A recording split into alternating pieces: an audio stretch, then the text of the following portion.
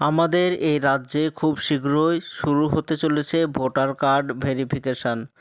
তো আমাদের এই রাজ্যে ভোটার কার্ড ভেরিফিকেশান যদি হয় তো কি কি ডকুমেন্টস লাগবে সেটাও সরকারিভাবে জানিয়ে দেওয়া হয়েছে। তো শোনা যাচ্ছে অক্টোবর মাস থেকে ভোটার কার্ড ভেরিফিকেশানের প্রক্রিয়া শুরু হবে। তো এর আগে বিহার রাজ্যে চলছিল, তো বিহার রাজ্যে এখনও হচ্ছে। তো বিহার রাজ্যে যদি শেষ হয়ে যায় তারপর আমাদের বাংলা রাজ্যে শুরু হবে। তো ভোটার কার্ড যদি ভেরিফিকেশান হয় কি কি ডকুমেন্টস লাগবে বিস্তারিত জানতে ভিডিওটি সম্পূর্ণভাবে দেখতে থাকুন। আমাদের এই চ্যানেল থেকে অনলাইনে সব রকমের তথ্য সবার আগে দিয়ে থাকি। চ্যানেলটিকে সাবস্ক্রাইব করে পাশে থাকবেন যাতে ভিডিওগুলো আপনার কাছে পৌঁছে যায়। ভোটার কার্ড ভেরিফিকেশান যদি শুরু হয় তো কি কি ডকুমেন্টস লাগবে সেটাও জানিয়ে দিয়েছে।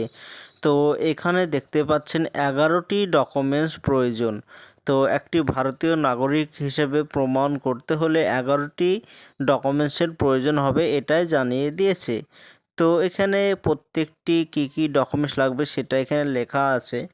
তো প্রথম যে ডকুমেন্টসটি লাগবে সেটা লেখা আছে যদি আপনি ভারতে থাকেন তো ভারতের যে কোনো একটি ডকুমেন্টস আপনাকে থাকতে হবে, সেটা সরকারিভাবে যেটা গভর্নমেন্ট দেবে সেরকম একটি কাগজ আপনার কাছে থাকতে হবে, এটা 1 নম্বর। 2 নম্বর যে ডকুমেন্টসটি প্রয়োজন সেটা হচ্ছে যদি আপনি 1987 সালের আগ থেকে ভারতবর্ষে বসবাস করেন তাহলে যে কোনো একটি ডকুমেন্টস থাকতে হবে, সেটা সরকারি অথবা বেসরকারি হতে পারে, আপনার পোস্ট অফিসের কোনো কাগজ, ব্যাংকের কোনো কাগজ, এরকম একটি ডকুমেন্টস আপনার কাছে থাকতে হবে।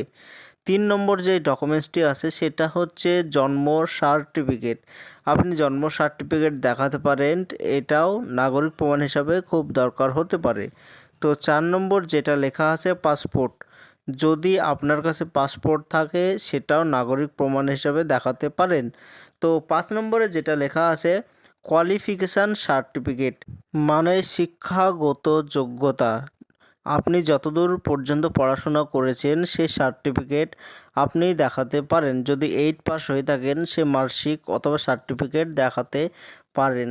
তো 6 নম্বর যে ডকুমেন্টসটি লাগবে সেটা হচ্ছে রেসিডেন্স সার্টিফিকেট, যেটা স্থায়ী বাসিন্দা হিসেবে সার্টিফিকেট, যেটা পঞ্চায়েত থেকে দেয়, পৌরসভা থেকে দেয়, বিডিও থেকে দেয়, সেটি বিডিও অফিসার দ্বারা ভেরিফাই করা থাকতে হবে, সেই সার্টিফিকেট প্রয়োজন হবে। তো যেইগুলো আর লেখা আছে সেটা হচ্ছে ওবিসি সার্টিফিকেট, এটাও দেখাতে পারেন, অথবা জমির কাগজপত্র, দলিল, এইগুলো আপনি দেখাতে পারেন। আর এর আগে বলছিল আধার কার্ডও নাগরিক প্রমাণ হিসাবে দেখাতে পারবেন। আর সব থেকে যে ডকুমেন্টসটি প্রয়োজন সেটা হচ্ছে 2002 সালের ভোটার তালিকা। 2002 সালের ভোটার তালিকায় নাম আছে কি নেই সেটা দেখা হবে। তো এটাই ছিল আজকের জন্য ছোট্ট ভিডিও। এরকম নতুন নতুন ভিডিও আমরা এই চ্যানেল থেকে দিয়ে থাকি। চ্যানেলটিকে সাবস্ক্রাইব করে পাশে থাকবেন যাতে ভিডিওগুলো আপনার কাছে পৌঁছে যায়।